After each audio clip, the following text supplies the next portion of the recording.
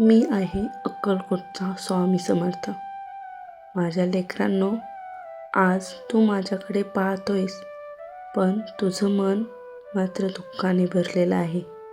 तू म्हणतोस, स्वामी मी देव मानतो, तरी माझ्या वाटेला त्रासच का येतो? आज मी तुला एक सत्य सांगतो.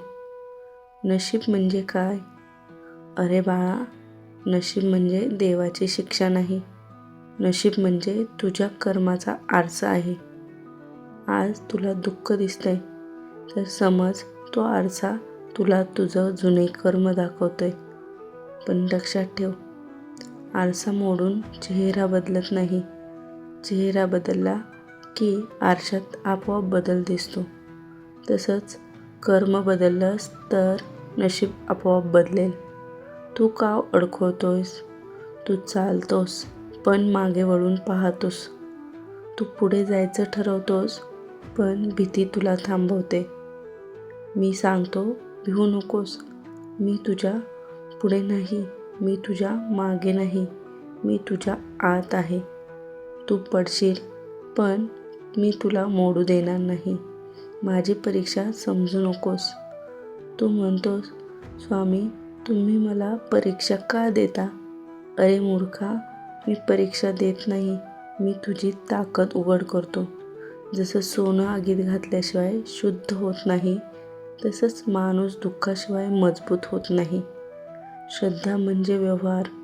श्रद्धा म्हणजे फक्त देवळात येऊन नमस्कार नाही. श्रद्धा म्हणजे घरी जाऊन प्रामाणिकपणे राहणं. श्रद्धा म्हणजे कोणाचं मन न दुखवणं. श्रद्धा म्हणजे आपलं कर्म स्वच्छ ठेवणं. तू जर चांगलं वागलास तर माझी पूजा रोजच झाली. मी तुझं रडणं ऐकतो. माझ्या लेकरा, तू एकटा असताना डोळे पुसतोस ना, ते मला दिसतं. तू ठीक आहे म्हणतोस, पण आतून तुटलेला असतोस, ते मला कळतं. तू माझ्याशी बोलत नाहीस, तरी मी तुझं मन ऐकतो. आजपासून नशिबाला दोष देणं बंद कर. तू तुझं कर्म बदल, मी तुझी वेळ बदलतो. तू तुझी चाल बदल, मी तुझी दिशा बदलतो. तू तुझं मन स्वच्छ ठेव, मी तुझं आयुष्य उजळवतो. माझ्या लेकरांनो, तू एकटा नाहीस. मी तुझ्या सोबत आहे.